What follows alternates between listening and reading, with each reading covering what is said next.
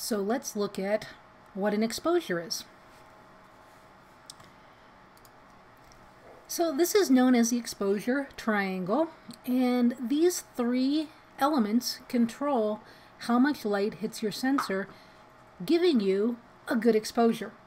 So over on the right hand side you see f22, f16, f11, f8, f5.6, f4, and f2.8. Those are your apertures. Those are standard apertures. With your digital cameras, you're going to get numbers that fluctuate in between, but these are the standard old school numbers, and they're still effective today. So each one is a stop. So on the right hand side is shutter speed. So 1/8 of a second is really slow, like you're going to see movement. But a 4,000th of a second, you're going to stop movement. Okay, so those two really work hand in hand. The bottom option is your ISO. It's how much light is going to hit the sensor also, but that we pretty much set, and then we adjust the shutter and aperture according to what we set our ISO to. So ISO 100 is great for outdoors, and ISO 12,800 generally isn't good for anything because you get a lot of noise, and noise are little specks in your image, and we're going to see a slide of that in a few minutes.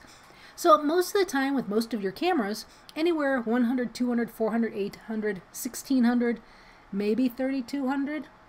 And if you have a real high-end camera, you can go even higher and still get good results. So one of the things I do is I do a little test to see how high each of my cameras, do I feel comfortable taking each of my cameras with their ISO. I'm not going to spend time on that today. What I want you to do for your first project is to set your ISO at, here we are, set your ISO to 400. So that's right in the middle. You'll be able to shoot it outside and a little bit inside. Not late at night though, you know, in the late afternoon when things are shadowy. Okay, so ISO first assignment set to 400. So ISO, just what we were talking about, daylight, more crisp photos, more grain is possible if you go higher, higher, higher. So let's look at the grain. Here's what digital grain looks like. So these little specks up here on the right hand side, this 3200, it doesn't look good in your image. And down here you can see the sky is becoming all speckly, versus over here at the 100 it's really smooth. Okay, so this is the look we want to get, so we always want to keep our ISO at the lowest point we possibly can. But sometimes you need to crank it up, and sometimes you might want to crank it up for artistic effect as well. But of course, if you do that, you can always add noise in your processing. Okay, so shutter speed.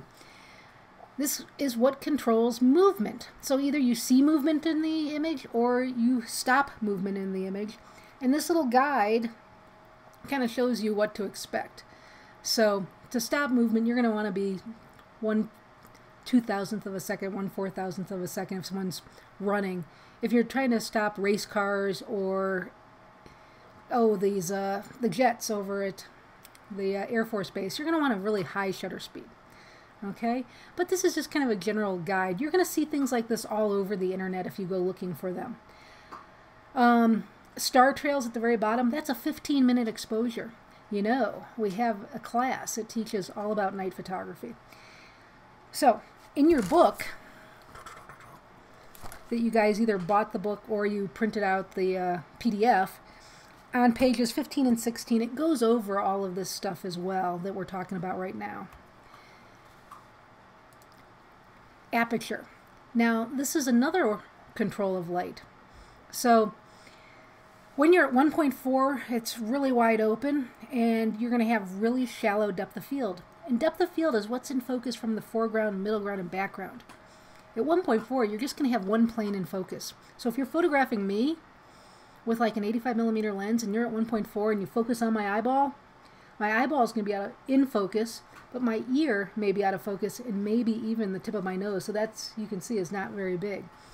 If I'm up at f8, everything's going to be in focus. So it just, once again, depends on what you're trying to accomplish. f22, great for landscape. The hole is really small. It's letting a pin of light in. So now, when you start to think about this, lots of light at 1.4. If we go back to here for a second, Lots of light coming in at 2.8, little light at f22.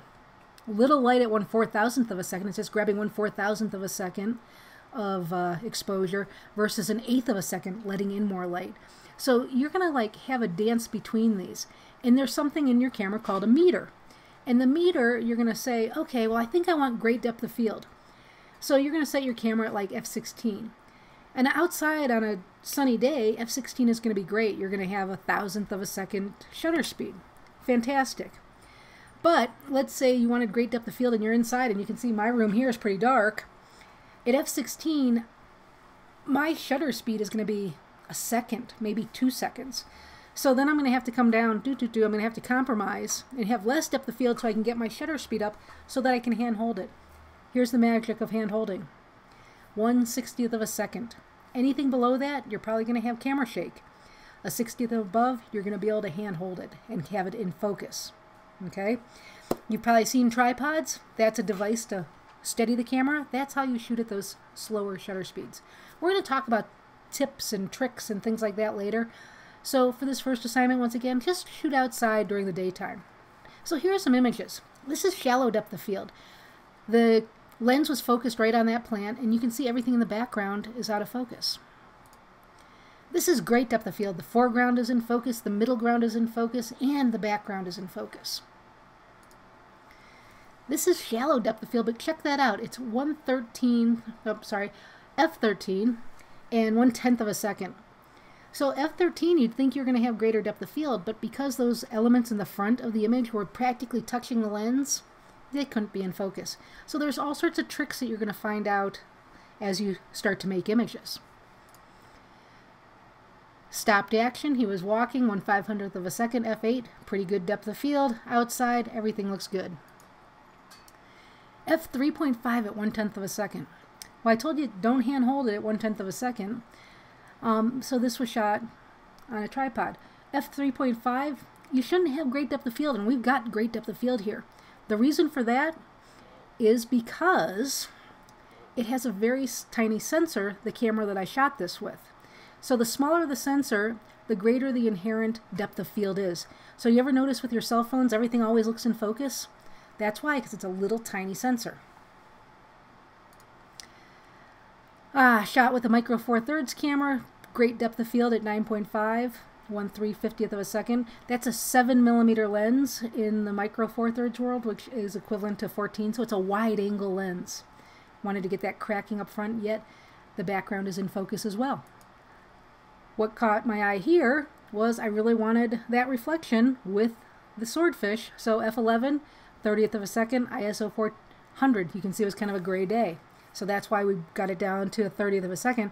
I wanted f11 so that I would get that depth of field. This is just a shot I found on the internet that I thought was pretty spectacular for a leading line. The line's pulling us back to that tree, and it has great depth of field. Foreground's in focus, middle ground's in focus, background's in focus. Just love that shot. It's going to pop up probably another time this semester as well. Shallow depth of field. So the one object is in focus and everything behind it is blurred. So think f2.8, f4. For images like this. Shallow depth of field. Focused right on that little barb there, and then it goes out of focus. Now, when you're looking at this one, is the focus in the foreground, the middle ground, or the background? It's in the middle ground. The foreground's out of focus and the background's out of focus. So think f4, but the photographer focused on that little guy midway through. So your focus also can be adjusted by you. Nevada Weir, fantastic photographer. I put her website in here. You might want to jot it down and go look at her work. She's a National Geographic photographer, travels the world. She's home maybe 1 or 2 months out of the year, and I don't even know that she's home 2 months. But the focus right on him, so important. Offset to the side of the frame, and then we can see this figure in the background. So it's adding to the mood, but that depth of field, we really focus in on him, but we get a sense of the place. So, fantastic photograph. So, that's the slides for this show. You've got a couple of videos to watch by Mark Wallace about the exposure triangle next. So, go watch those before you make your images. And I'm here if you have any questions, so just send me an email and I will get back to you.